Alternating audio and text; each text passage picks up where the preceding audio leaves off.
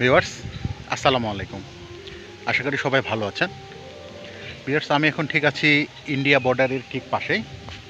দেখতে পাচ্ছেন আমার ঠিক সামনে যে একটা নদী দেখতে পাচ্ছেন, নদীর ঠিক ওপাশে যে চা বাগানটা দেখতে পাচ্ছেন, সেই চা বাগানটাই হচ্ছে ইন্ডিয়ার চা বাগান।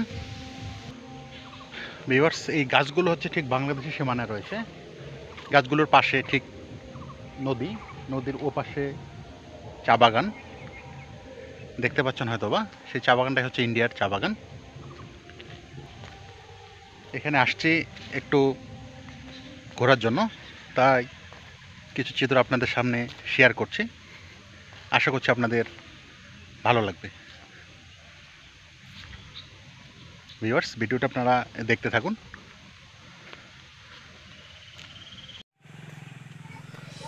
চলুন একটু আমরা সামনের দিকে এগুতে থাকি।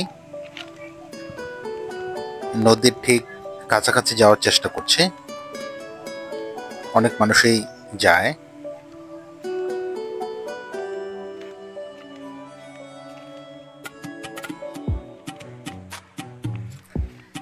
এই হচ্ছে সেই নদী।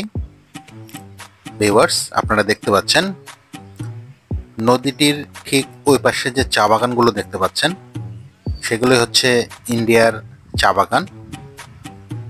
ভিউয়ার্স, আমার ঠিক সোজা সামনে একটি পিলার দেখা যাচ্ছে, আপনারা দেখতে পাচ্ছেন কিনা জানি না।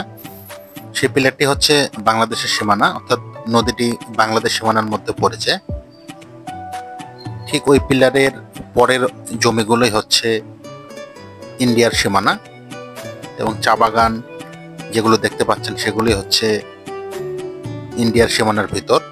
ভিউয়ার্স, আপনারা দেখতে পাচ্ছেন।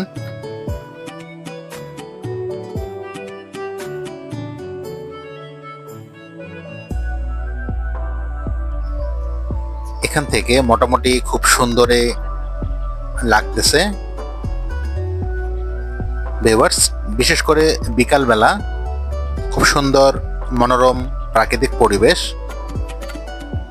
সবুজে ঘেরা শীতল পরিবেশ অনুভব করা যায়।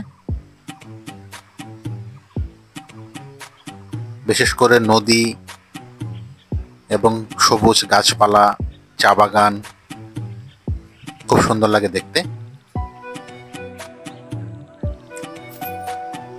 আমরা যে গরুগুলো দেখতে পাচ্ছি নদীর ঠিক ওপারে, এগুলো বাংলাদেশি গরু। এই গরুগুলো ঘাস খেয়ে আবার এই পাশে চলে আসে, আপনারা দেখতে পাচ্ছেন। ভিউয়ার্স, আশা করি ভিডিওটি আপনাদের ভালো লাগবে। ধন্যবাদ।